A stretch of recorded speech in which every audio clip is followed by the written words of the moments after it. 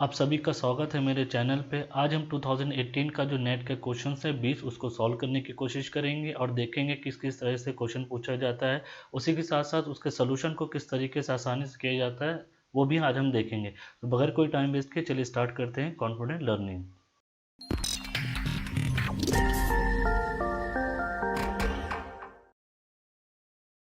ये हमारा 2018 का पहला क्वेश्चन है। उसमें क्या कह रहा है, when plotted a map of 1:50,000 scale a 2 kilometre long dyke. यहाँ पे 2 किलोमीटर की लॉन्ग डाइक है, expose in horizontal surface has a length of. अगर आपको पता होगा कि कोई मैप होता है, मैप में एक स्केल दी गई होती है, स्केल के हिसाब से आपको कन्वर्जन होता है कि अगर यहाँ पे एक लाइन है तो ये लाइन ऑन ग्राउंड पे उसकी एक्चुअल लेंथ कितनी होगी वो हमको देखना है। तो चलिए हम आज देखने की कोशिश देखते हैं कि क्या है इसका और आंसर कैसे निकालेंगे।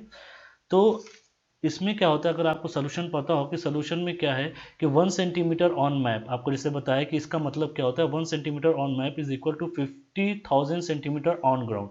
अब इस सेंटीमीटर को हम किलोमीटर में चेंज करेंगे तो इसको हम इससे डिवाइड करेंगे तो ये हमारा हो जाएगा 0.5 किलोमीटर ऑन ग्राउंड। इसका मतलब हुआ कि 1 centimetre on map is equal to 0.5 kilometre on ground. अभी हमको क्या करना है कि ग्राउंड पे हमारा कितना हो गया, 0.5 किलोमीटर हो गया 1 सेंटीमीटर, और हमारी कितने किलोमीटर की, 2 किलोमीटर की। इसका मतलब क्या है, 0.5 kilometre on ground is equal to 1 centimetre. अब इसका उल्टा हो जाएगा क्योंकि हमको 2 किलोमीटर की जो डाइक है वो मैप में कितना दिखेगी वो निकालना है। तो 2 किलोमीटर में कितना हो जाएगा, आप सिंपल मैथमेटिक्स से इसको करेंगे तो आपका आंसर 4 सेंटीमीटर आ जाएगा। तो हमारा आंसर हो गया 4।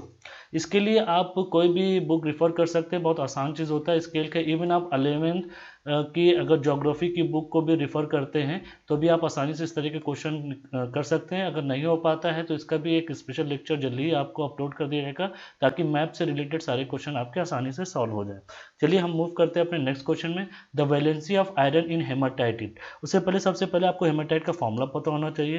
तो हेमाटाइट का फॉर्मूला होता है Fe2O3, जैसे कि यहाँ पे लिखा हुआ है Fe2O3, यहाँ पे फॉर्मूला लिखा हुआ है Fe2O3। यहाँ पे हम मानते हैं लेट द वैलेंसी, यहाँ पे जो वैलेंसी है F की, Fe है उसकी, वो X है। तो वैलेंसी X है तो इसका क्या मतलब हुआ, चलिए हम देखने की कोशिश करते हैं। आपको पता होगा कि कोई भी केमिस्ट्री के हिसाब से कोई भी polyatomic ion, the sum of the oxidation number, जो ऑक्सीडेशन नंबर होता है, sum of all the oxidation number should equal to 0। इसका मतलब क्या हुआ, for example in SO2-4 the oxidation number of oxygen, oxygen का ऑक्सीडेशन नंबर कितना होता है, +6, ऑक्सीजन का कितना होता है, -2 रेस्पेक्टिवली। इनका जो सम होना चाहिए एज पर मॉलिक्यूल ये इक्वल टू 0 होना चाहिए। चलिए अब हम देखिए इसको इसी की वजह से हम सॉल्व करने की कोशिश करते हैं। तो इसके हिसाब से जो ऑक्सीडेशन नंबर होगा ये सब 0 होना चाहिए। इसका मतलब 2 इंटू एक्स द वैलेंसी हो गया, इंटू 3, ये 3 जो मॉलिक्यूल है और इसमें कितना चार्ज होता है, -2 होता है, और ऑक्सीजन को आपको पता है कि +3 होता है। तो इस तरीके से हमने करके 2 इंटू, यहाँ पे हमको एक्चुअली में निकालना है, इस तरीके से निकालना है कि कितना चार्ज होगा। तो हम यहाँ पे डायरेक्टली 3 नहीं रख सकते हैं, और सबको पता है कि 3 होता है। अगर आप सॉल्व नहीं भी करना चाहते हैं तो डायरेक्टली आप आंसर 3 लिख सकते हैं, सॉल्व करने की ज़रूरत नहीं ना। नेट में पूछा गया इसका मतलब नहीं कि आप बैठिए उसको सॉल्व ही करिए, आपको आंसर पता है, आप आराम से यहाँ पे 3 लिख सकते हैं। चलिए moving to the next question. Next question में हमारा क्या कह रहा है कि यहाँ पे आपको ये दिया गया, a crystal rock is at a lithostatic pressure of 3 kilobar. मतलब यहाँ पे एक रॉक है, क्रिस्टल रॉक है, कुछ डेप्थ पे है, ये डेप्थ हम मान लेते हैं यहाँ पे h है, ये कुछ h डेप्थ पे है, और यहाँ पे इस पॉइंट पे जब ये डेप्थ h हो गई, यहाँ पे इस पॉइंट पे इसका प्रेशर कितना है, 3 किलो बार है, और टेम्परेचर कितना है, यहाँ पे प्रेशर कितना है, 275 डिग्री सेंटीग्रेड है। अब ये क्या करें, if the lithostatic pressure increases at, यहाँ पे लिथोस्टैटिक प्रेशर इंक्रीज करें यूनिफॉर्म रेट 0.3 किलोमीटर पर 0.3 बार पर किलोमीटर। मतलब जब आप 1 किलोमीटर डाउन जाते हैं तो आपका प्रेशर 0.3 किलो बार बढ़ जाता है। तो अब हमको सबसे उसके बाद क्या निकालना है कि अगर सरफेस का यहाँ टेम्परेचर 25 डिग्री सेंटीग्रेड हो तो जियोथर्मल ग्रेडियंट कितना होगा। आपको पता है जियोथर्मल ग्रेडियंट क्या होता है, चलिए हम यहाँ पे पहले फॉर्मूला लिख देते हैं। जियोथर्मल ग्रेडियंट का फॉर्मूला होता है increase in temperature divided by anything depth. मतलब आपको ही पता है यहाँ पे किलो बार लिखा है, इसका मतलब डेप्थ से ही होगा। तो अभी हमको यहाँ पे डेप्थ चाहिए, ये एच चाहिए। ये एच कैसे निकलेगा, आपको पता है यहाँ पे 3 किलो बार है, यहाँ पे प्रेशर 3 किलो बार है, ये कैसे बड़ा होगा। आप देखिए यहाँ पे 1-1 किलोमीटर जा रहे हैं तो 0.3 किलो बार हो रहा है, तो इसी से निकालेंगे। मतलब हम जब 0.3 किलो के बार जा रहे हैं तो हमारा 1 किलोमीटर हो रहा है। तो तो हम 3 किलो बार जाएंगे तो 1/0.3 इंटू 3 होगा। इसका मतलब ये कितना हो गया हमारा, यहाँ पे हाइट कितनी होगी 10 किलोमीटर आ गया। इसका मतलब ये जो हाइट है 10 है, तो ये जो डेप्थ है, या चलिए डेप्थ कहते हैं, हाइट नहीं कहते हैं, क्योंकि हम डाउन जा रहे हैं तो ये डेप्थ होना चाहिए ना कि हाइट होना चाहिए। तो हमारा टेम्परेचर इंक्रीज कितना हो रहा है, सरफेस पे 25 है और यहाँ पे कितना आ गया 275। तो 275 माइनस 25 डिवाइडेड बाई हमने डेप्थ निकाल लिया 10, तो ये 250/10 हो गया। तो ये कितना हो गया हमारा 25 डिग्री सेंटीग्रेड पर किलोमीटर। तो ये हमारा जियोथर्मल ग्रेडियंट आ गया आपका 25। इस तरीके से निकालेंगे। पहले आपको डेप्थ निकालना पड़ेगा विद किलो बार। जब आप डेप्थ निकाल लेंगे तो उसको आराम से फॉर्मूले से करके निकाल सकते हैं। चलिए moving to the next question, question number 44। ये क्या करें, the absolute difference in more hardness. मतलब यहाँ पे जो मोर हार्डनेस स्केल है हमारी, आपको पता होगा, अगर याद नहीं है तो उसका भी निमोनिक है, हमारा वीडियो देख सकते हैं जिसमें अपलोड होने वाला है कि आप इसको कैसे याद करें। नहीं तो कोई भी आप सिर्फ टाइप करिए निमोनिक फॉर जियोलॉजी तो आपको बहुत से निमोनिक मिल जाएंगे, तो उसको याद करिए तो आपको भी अच्छा से याद रहेगा। यहाँ पे कुछ मिनरल्स दिए गए हैं जो कि हमारे मोर हार्डनेस के करते हैं। चलिए हम पहले मोर स्केल देख लेते हैं। यहाँ पे हमारा talc, gypsum, calcite, fluoride, apatite, feldspar, quartz, topaz, corundum and diamond है। ये यहाँ से हमने उठाया है, इसलिए लिंक भी दिया हुआ है। इसका कहने का मतलब क्या है कि जो भी मोर हार्डनेस में जो हमारे मिनरल्स हैं, वो जो सिलिकेट मिनरल्स हैं उनका एब्सोल्यूट वैल्यू कितना है। तो पहले हमको ये देखना पड़ेगा ये जो हमारे मिनरल्स है इसमें सिलिकेट कौन सा है। सिलिकेट आप देख रहे हैं कि या तो टाल्क है, उसके बाद इसमें कोई सिलिकेट नहीं ना, फिर ये टोपाज है। तो इसका मतलब हमको इन दोनों के बीच में ही देखना पड़ेगा कि हमारा ये डिफरेंस कितना है। तो 8 - 1 = 7। तो हमारा जो डिफरेंस आया वो 7 आ गया। अब देखिए यहाँ पे आप देख सकते हैं कि यहाँ पे आपको एक फेल्डस्पार भी दिया गया है। तो फेल्डस्पार मैंने क्यों नहीं लिया, इसलिए नहीं लिया क्योंकि हमको ऑलरेडी ये 5 मिनरल्स दिए गए हैं, हमको इन्हीं में से चूज करना है, हम अपनी मर्जी से नहीं ले सकते, इसीलिए हमने यहाँ फेल्डस्पार को छोड़ दिया है। आप कह सकते हैं ये भी तो सिलिकॉन है, वो सिलिका है, सिलिकेट है, तो इसको क्यों नहीं लिया। इसको इसीलिए नहीं लिया क्योंकि मेरे क्वेश्चन में ऐसा पूछा ही नहीं गया। मेरे क्वेश्चन में एपेटाइट दिया गया है, कोरंडम दिया गया, जिप्सम दिया गया, टाल्क दिया गया, टोपाज दिया गया। तो टाल्क और टोपाज ही हमारा सिलिकेट है, इसलिए मैंने इसको कंपेयर करके आंसर 7 निकाला है। चलिए moving to the next question. Next question ये हमारे स्ट्रक्चर जियोलॉजी से रिलेटेड है। इसमें थोड़ा सा आपको ध्यान देना पड़ेगा और बहुत आसानी से निकल आएगा। पहले हम क्वेश्चन पढ़ लेते हैं क्या है। इसमें यहाँ पे एक एटीट्यूड ऑफ द बेड दिया गया। एटीट्यूड का मतलब डिप एंड डिप डायरेक्शन दिया गया है, इसको स्ट्राइक भी बोल सकते हैं। स्ट्राइक भी दी गई, स्ट्राइक, डिप और डिप डायरेक्शन तीनों दिए गए, तो उसको एटीट्यूड में बोलते हैं। ये इंसानों वाला एटीट्यूड नहीं है, ये बेड का एटीट्यूड है। इन अ सीक्वेंस ए, यहाँ पे सीक्वेंस ए इज यंगर, यहाँ पे जो आपकी ए रॉक है ये यंगर है, इसका डिग्री दी गया 045 20 डिग्री ईस्ट। यहाँ पे आप समझ लीजिए ये आपका स्ट्राइक हो गया, ये आपका इसका डिप अमाउंट हो गया और ये इसके डिप डायरेक्शन हो गई। यहाँ पे इसका स्ट्राइक हो गया, ये इसका डिप अमाउंट हो गया और ये डिप डायरेक्शन हो गई। ठीक है, इस तरीके से लिखा हुआ। अब यहाँ पे क्या करें, ए इज यंगर है, फिर एक अनकन्फर्मिटी है, ये अनकन्फर्मिटी है। फिर उसके बाद ये ओल्डर रॉक है, बी इज ओल्डर है। तो ये हमारा सीक्वेंस है। अब ये क्या कहना चाह रहे हैं कि if you was horizontal when sequence A was deposited, मतलब यहाँ पे यू जो था आपका हॉरिजॉन्टल है जब ए डिपॉजिट हुआ है, ए तो A was deposit the deep amount of the bed in sequence B at that time. मतलब जब तीनों के तीनों सीरीज में थे, टिल्ट होने से पहले, ये टिल्ट होने से पहले यू डैश, फिर ये ए, फिर ये बी, टिल्ट होने से पहले ये इनका क्या कहते हैं डिप अमाउंट क्या होगा वो निकालना है। चलिए उसको निकालने की कोशिश करते हैं। चलिए फिर से अब देखिए यहाँ पर आपको वर्टिकल प्लेन दिया गया है जिसमें आपको नॉर्थ वेस्ट साउथ ईस्ट बता दिया गया है। इसका मतलब ये जो बेड ए है वो साउथ ईस्ट डायरेक्शन में डिप कर रही है और जो बेड बी है वो नॉर्थ वेस्ट डायरेक्शन में डिप कर रही है। इसका क्या मतलब है ये समझिए। यहाँ पे अगर टिल्टिंग से पहले क्या होगा, ये ए जब हॉरिजॉन्टल रहा होगा, इसका मतलब क्या है, ये जो आपका वर्टिकल प्लेन है यहाँ से, क्योंकि आप जब डिप लेते हैं तो सरफेस से लेते हैं तो ये आपका 20 डिग्री हो गया। इसका मतलब जब ये हॉरिजॉन्टल रहा होगा तो 20 डिग्री ना रहा हो कि ये 0 रहा होगा, ये वाला, ये आपका अगर हम इसको सी डैश कहते हैं तो यहाँ सी डैश आपका इज इक्वल टू 0 एंगल रहा होगा। तो इसका मतलब ये रोटेट हुआ है कितना, ये क्लॉकवाइज डायरेक्शन में प्लस 20 डिग्री रोटेट हुआ है।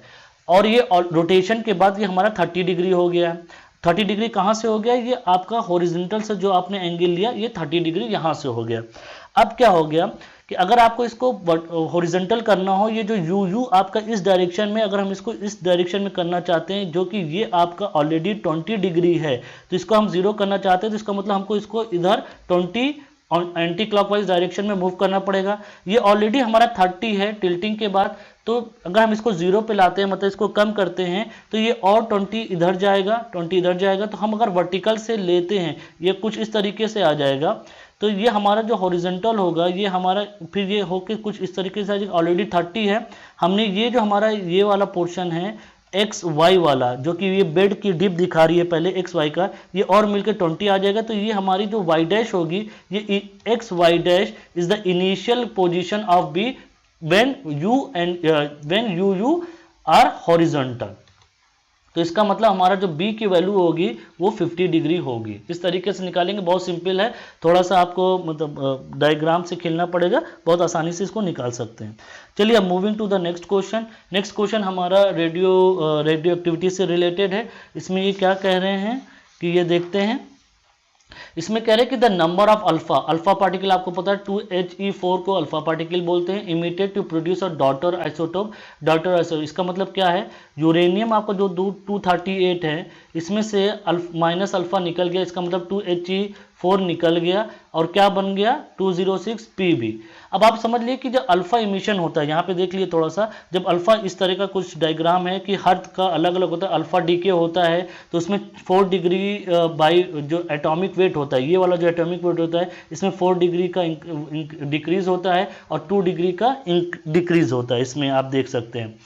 फिर इसी तरह बीटा डीके में क्या होता है, ये जो एटॉमिक मास होता है वो अनचेंज होता है, जो कि एटॉमिक नंबर होता है उसमें इंक्रीज बाय 1। ये जो बीटा डीके में ये जो आपका एटॉमिक नंबर होता है वो एक इंक्रीज हो जाता है। उसी तरह गामा में क्या होता है, यहाँ पे लिखा हुआ है पोजीशन, ये चीज़ आपको याद करनी पड़ेगी। उसी के हिसाब से इस तरह के क्वेश्चन जो नेट में पूछे जाते हैं वो आप कर सकते हैं। तो इससे आप देख सकते हैं, अगर हम इसको इक्वेशन के फॉर्म में लिखते हैं बहुत अच्छे से, तो ये हमारा यूरेनियम हो गया, ये हमारा हीलियम हो गया जो कि हमारा अल्फा पार्टिकल है, इसको अल्फा पार्टिकल कह सकते हैं, प्लस उसके बाद हमारा 206 Pb। अब यहाँ पे क्या निकालना है, how many alpha particle is required, let's x alpha particle is required. तो हमको नंबर ऑफ एक्स का निकालना है कि जिसमें से कि आपका ये जो एटॉमिक वेट है 238 से 206 हो जाएगा। आपको पता है कि एज पर केमिस्ट्री लॉ ये जो आपका एटॉमिक मास जो यहाँ पे है वो एटॉमिक मास यहाँ पे भी बैलेंस होना चाहिए 4 इंटू एक्स के हिसाब से, 4 इंटू एक्स के हिसाब से प्लस इन दोनों का atomic weight balance, atomic number balance होना चाहिए। चलिए हम साफ करने की कोशिश करते हैं। 4x plus 206 implies that 4x is equal to 238 minus 206, ये आपका 2 हो गया, ये आपका 3 हो गया, एक 4x हो गया, तो x की वैल्यू आपकी 8 आ गई। तो इसका मतलब 8 अल्फा पार्टिकल निकलेगा, तब आपका 238 से यूरेनियम से 206 लेड बन जाएगा। बहुत सिंपल से था ये, सिंपल आपके 11th क्लास की केमिस्ट्री है उसी से क्वेश्चन हैं ज़्यादातर, तो थोड़ा सा एनसीईआरटी की बुक से भी पढ़ लीजिए केमिस्ट्री का पोर्शन, जैसे रेडियो एक्टिविटी हो गया, फिजिकल केमिस्ट्री हो गया, तो इस तरह के नेट के क्वेश्चन आपके बहुत आसानी से निकल जाएंगे। Moving to the next question. Next question क्या है कि the deep slip on the fault, एक डीप स्लिप की वैल्यू दी गई फॉल्ट में, यहाँ पे आपको ये वैल्यूज कुछ दी गई, ये इसकी स्ट्राइक है जैसे कि आपने पहले भी बताया आपको। फिर ये आपका क्या है, डिप अमाउंट है और ये डिप डायरेक्शन है, और जो डिप हुआ है, जो प्लेसमेंट डिस्प्लेसमेंट हुआ है वो 10 मीटर हुआ है। अज्यूमिंग स्लिप्स इक्वल सेपरेशन, यहाँ पे स्लिप इक्वल सेपरेशन दिया गया, इसको अगर आपको पढ़ना है तो डेविस की बुक में, नहीं तो एमपी बिलिंग्स की बुक में थोड़ा सा देख लीजिए आपको, तो आपका कॉन्सेप्ट क्लियर हो जाएगा। हमको थ्रो निकालना है, थ्रो आपको पता है क्या होता है, चलिए दिखा देते हैं आपको। ये जो आपका वर्टिकल सेपरेशन होता है ये आपका थ्रो कहलाता है। यहाँ पे ये हमारा यहाँ पे थ्रो है। अब इस डायग्राम को आप समझिए, ये जो 30 डिग्री दिया गया है ये आपका क्या है, डिप अमाउंट है, डिप अमाउंट या डिप डायरेक्शन ऑफ फॉल्ट है। तो यहाँ पे हमने फॉल्ट का डिप डायरेक्शन कर दिया है ये, और ये आपका डिप स्लिप है, इसका मतलब ये कितना आपका 10 मीटर है। यहाँ पे आप सिंपल ट्रिग्नोमेट्री लगाएंगे, ट्रायंगल एक्स वाई जेड में, देखिए एक्स वाई जेड में क्या है, ये 90 डिग्री है तो ये आपका परपेंडिकुलर हो गया, लंब हो गया। ये आप थीटा ले रहे हैं, सॉरी ये 90 डिग्री है तो ये आपका हाइपोटेन्यूज हो गया, ये आपका कर्ड हो गया, और ये 90 डिग्री अगर ये कोण ले रहे हैं, ये एंगल ले रहे हैं तो ये आपका परपेंडिकुलर हो गया। तो इसका मतलब क्या होगा हमारा यहाँ पे साइन 30 मतलब लंब मतलब ये आपका थ्रो हो गया, थ्रो अपॉन आपका 10 हो गया, ये आपका हाइपोटेन्यूज हो गया। साइन 30 की वैल्यू सबको मालूम है कितनी होती है, 1/2, तो throw divided by 10 so it is 5, तो throw is equal to 5 metre, क्योंकि ये हमारा 10 मीटर में था तो हमारा आंसर 5 आ गया। बहुत सिंपल था, कुछ नहीं करना था, थोड़ा सा आप डायग्राम बना कर सकते हैं, बहुत मुश्किल नहीं है। थोड़ा सा कॉन्सेप्ट क्लियर के लिए एमपीबीएंस कर लीजिए तो आपका बहुत फायदा होगा। Moving to the next question, a continuous 10 metre thick sequence of shale was deposited in 10,000 years at a uniform rate. Uniform rate से डिपॉजिट हो रहा है, मतलब ये मान लेते हैं कि ये यूनिफॉर्म रेट से डिपॉजिशन चल रहा है। चलिए देख लेते हैं।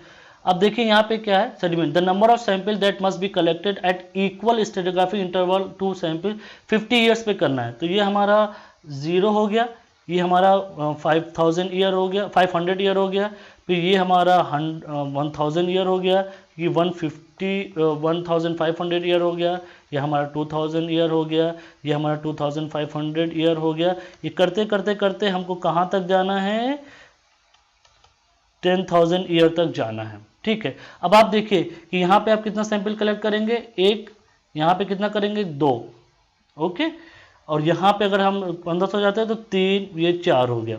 अब देखिए आप 2000 मतलब अगर आप 2000 साल की बात करते हैं तो 4 सैंपल कलेक्ट कर रहे हैं। तो हमें 10,000 साल की बात करते हैं तो हमें कितने सैंपल कलेक्ट करने पड़ेंगे, देख लेते हैं।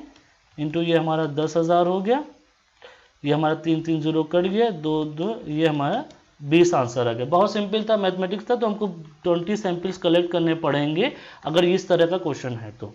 चलिए moving to the next question, ये भी स्ट्रक्चर जियोलॉजी क्वेश्चन है, थोड़ा सा अच्छा क्वेश्चन है, इसमें थोड़ा ध्यान दीजिएगा। इसके लिए मैंने आपको थोड़ा रिप्रेजेंटेटिव एक फिगर बनाया है जिसमें किंक बैंड दिखाया गया है। यहाँ पे आप किंक बैंड देख सकते हैं किस तरह का होता है यहाँ पे, और उसमें जो हमारे लिम्स एंगल है वो किस तरीके से बन रहे हैं और जो एक्सियल ट्रेस है वो किस तरीके से आ रही है। जस्ट फॉर द रिप्रेजेंटेशन है, क्योंकि आपको ज़्यादा क्लियर नहीं होगा, क्योंकि यहाँ पे आप सेक्शंस देख रहे हैं और यहाँ पे आपको इमेज बना के दिखाया गया है। अब चलिए हम क्वेश्चन देख लेते हैं क्या है। Attitude of the attitude, again हमको डीप और डीप डायरेक्शंस दी गई है of the two limbs of non plunging. Non plunging का मतलब आप समझिए क्या होता है कि ये सिमेट्रिकल है, ओके। नॉन प्लंजिंग है मतलब जो आपका एक्सियल प्लेन होता है वो प्लंज नहीं कर रहा, वो 0 डिग्री है। फोल्ड शो ब्लो आर, ये आपका अमाउंट दिया गया 045 डिग्री, ये स्ट्राइक हो गया। ये 20 डिग्री साउथ ईस्ट हो गया, ये देखिए 20 डिग्री साउथ ईस्ट हो गया। ये भी दोनों का आप स्ट्राइक देख रहे हैं सेम है, इसीलिए नॉन प्लंजिंग है, क्योंकि दोनों के स्ट्राइक डिफरेंट नहीं ना, नॉन प्लंजिंग नहीं है, नॉन प्लंजिंग है, वो सिमेट्रिकल है। 20 डिग्री इसका डिप का इसका आपका 20 डिग्री है और इसका 40 डिग्री है। The dip amount in degree अब एक्सियल, जहाँ पे जो एक्सियल प्लेन पास होगा उसका हमको डिप अमाउंट निकालना है। अब यहाँ पे समझ लीजिए the plane of the given diagram represent profile section of the fold, so dips of the axial plane can be directly measure in this section. अब यहाँ से directly dip of the axial plane आराम से निकाल सकते हैं, कोई बड़ी बात नहीं है। चलिए अब आपको दिखाते हैं कि ये जो आपका सिंपल हम मैथमेटिक्स लगाते हैं ये पूरा का पूरा 180 डिग्री होना चाहिए। ये 40 है, ये 20 है, तो ये एंगल जो अल्फा होगा ये होगा 180 माइनस 40 प्लस 20, तो ये हो गया 180 माइनस 60 इज इक्वल टू 120। अब आप ये समझ लिए कि ये जो एक्सियल प्लेन होगा यहाँ पे आपका नाउ अज्यूमिंग, जैसे कि यहाँ पे दिया गया नॉट अज्यूमिंग, ये नॉन प्लंजिंग है, ये सिमेट्रिकल है, तो trace of the axial plane, जो एक्सियल प्लेन का ट्रेस होगा, axial plane trace should bisect interlimb angle. यहाँ पे आप समझ लिए क्योंकि यहाँ पे नॉन प्लंजिंग है तो जो एकदम वर्टिकल होगा तो जो इंटरलिम एंगल होंगे वहाँ पे angle in the profile section इसको बाइसेक्ट करेगा। मतलब यहाँ पे जो हमने ये वाली वैल्यू, ये जो वैल्यूज निकाली है, ये वाली जो वैल्यूज निकाली 120, इनको बाइसेक्ट करेगा। तो बाइसेक्ट करेगा तो ये जो हमारा ये वाला जो अल्फा है जो कि हमने आपको बताया, तो ये अल्फा डैश ये अल्फा डैश कितना होगा 120/2, इसका मतलब ये 60 डिग्री होगा। तो ये वैल्यू हमारी जो होगी वो 60 डिग्री होगी और यहाँ से भी जो वैल्यू होगी वो 60 डिग्री होगी। अब क्या करना है, ये जब 60 degree to both the limb, ये हो गया, ये हमने इतना निकाल लिया। अभी क्या है कि जो अब एक्सियल प्लेन जो डिप करेगा वो कितना करेगा, अब आप खुद ही समझ लीजिए कि एक्सियल प्लेन कितना डिप करेगा। यहाँ पे हमारा एक्सियल प्लेन विल डिप कितना होना चाहिए, ये जो आपका एक्सियल प्लेन ऑलरेडी ये आपका 60 डिग्री है, यहाँ तक ये वाला एंगल आपका 60 डिग्री है, ये तो ये 20 प्लस और हो गया, तो 60 प्लस 20 कितना हो गया, 60 plus 20 is equal to 80 degree. हमने देखिए लिम 2 से लिया है, लिम 1 से क्यों नहीं लिया है समझिए, क्योंकि लिम 1 से जब आप लेते हैं, ये लिम 2 से लिम 1 से लेते हैं, तो ये आपका 60 प्लस 40 इज इक्वल टू आपका कितना आ गया, 100 आ गया, जो कि ग्रेटर देन 90 है। आपको पता है कोई भी एंगल जब लेते हैं तो ग्रेटर देन 90 नहीं होना चाहिए, इसलिए हमने लिम 2 से लिया ना कि लिम 1 से लिया। तो आपका जो आंसर होगा वो 80 डिग्री होगा। 100 भी लिख सकते हैं बट वो आंसर गलत हो जाएगा, आपका रियल आंसर 80 डिग्री होगा क्योंकि 90 डिग्री से कम है। Moving to the next question. Next question हमारा मिनरोलॉजी से रिलेटेड है। In the garnet formula Fe2.5 Mg 0.3 CX Al2 SiO3 O2 X represent the number of calcium. यहाँ पे कैल्शियम ये रिप्रेजेंट कर रहा है, एक्स ये atom, X represent the number of atoms of calcium, the mole percentage of grossular in the garnet।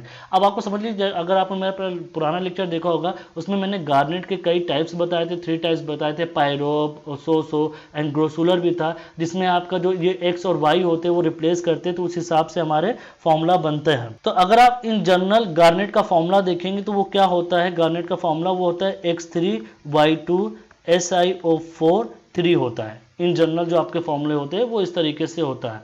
यहाँ पे आप Y2 को एल्युमिनियम से कोरिलेट कर सकते हैं, और जो पूरा का पूरा X3 है, X जो है वो X आपका Fe Mg और Ca को रिप्रेजेंट करता है। ये गार्नेट की बात हम करते हैं।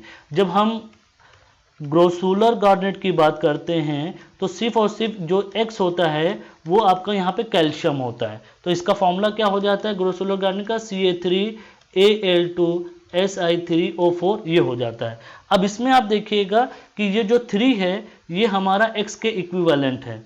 तो अब मगर ये पूरा का पूरा आपको ये निकालना है, तो ये पूरा क्या बराबर किसके होना चाहिए, Fe plus Mg plus Ca should equal to 3 होना चाहिए। मतलब परसेंटेज की बात करें, जो मोल जो आपका मोल वेट होगा उसकी बात कर रहे हैं, तो यहाँ पे मोल वेट कितना है 2.5, Mg का कितना है 0.3, कैल्शियम का हमने X किया, ये इक्वल टू 3 होना चाहिए। तो इसको हम सॉल्व करते हैं तो हमारे पास क्या आता है, X इज इक्वल टू, ये हमारे पास 0.2 आता है। इसका मतलब यहाँ इसमें इस गार्नेट में इस गार्नेट में ग्रोसुलर कितना है 0.2% ग्रोसुलर 0.2 ग्रोसुलर है। ठीक है, तो मोल परसेंटेज निकाल लेते हैं। मोल परसेंटेज ऑफ ग्रोसुलर इन गार्नेट कितना होगा, चलिए निकाल लेते हैं।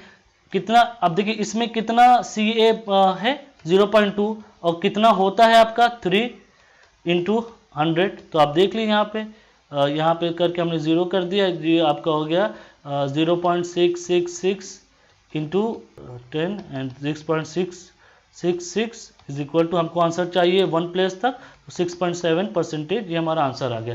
अब समझ लीजिए बहुत आसान था। देखिए आपको क्या दिया था, गार्नेट दिया था, गार्नेट में कैल्शियम दिया था। सिर्फ जब कैल्शियम होता है गार्नेट में वो होता है आपका ग्रोसुलर, जिसका फॉर्मूला है Ca3Al2 Si3O4 है। ठीक है, अब इसमें ये 3 होना चाहिए, बट ये पूरा गार्नेट है, गार्नेट में ग्रोसुलर कितना परसेंट है 0.2 है, तो हमने उसका मोल परसेंटेज निकाल दिया 0.2 डिवाइडेड बाई ये टोटल 3, ये आपका आसानी से आ गया।